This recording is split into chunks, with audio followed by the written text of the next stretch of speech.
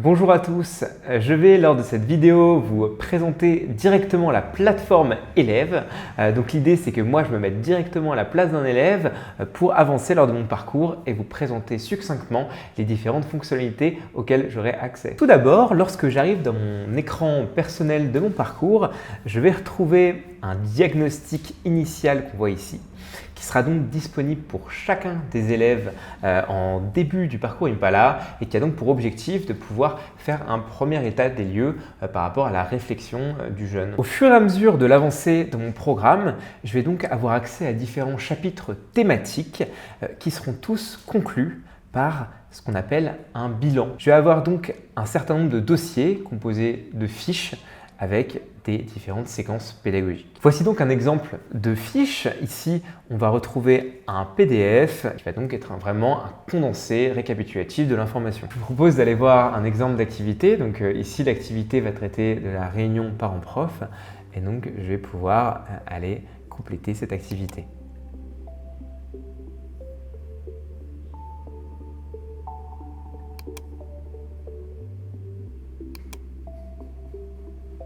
Il y a donc une grande variété d'expériences. Donc les expériences parfois sont des positionnements. On va chercher à ce que le jeune puisse se positionner sur ses appétences, ses compétences, ses envies, etc.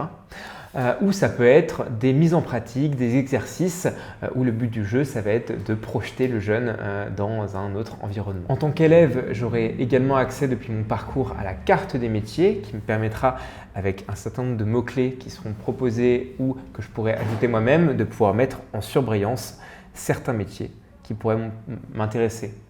Donc le but du jeu de cette carte des métiers, c'est vraiment d'être dans une approche explorative pour le jeune pour aller découvrir les différents métiers avec une fiche métier, une vidéo et la possibilité d'avoir une interaction. Le jeune pourra également accéder au constructeur de parcours avec lequel il pourra inscrire sa classe, le métier qui l'a intéressé et pouvoir afficher les différents types de formations qu'il souhaite en fonction peut-être d'un critère géographique ou d'un critère financier. Au fur et à mesure de son travail, tout va se synthétiser progressivement sous une forme de rubrique personnelle avec qui je suis, donc mes centres d'intérêt, mes forces, mes environnements qui m'ont intéressé et mes valeurs, mes différents projets d'orientation où je vais retrouver en fait mon travail sur la carte des métiers avec tous les métiers qui m'ont plu et que j'ai pu aimer qui sont hiérarchisés.